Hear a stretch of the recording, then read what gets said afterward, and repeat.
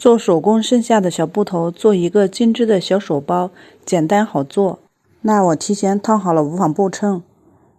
那这个无纺布的尺寸是，这个是长是22，那中间到这上面的长度是6厘米，这边到上面的是4.5，那宽度是19，中心点向下3厘米的位置是摁扣的位置。剪一块里布也要烫上无纺布秤。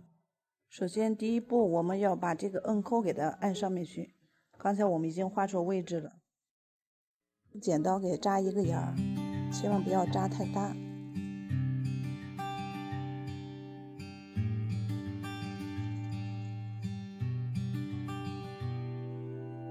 然后这个是到这位置是大概是2厘米左右，然后我们给它按上磁铁摁扣。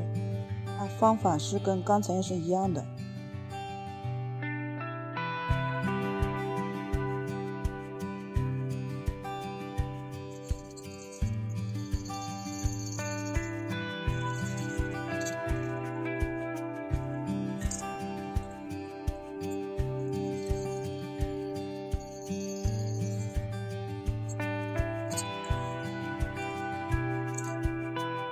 这留了一个反口。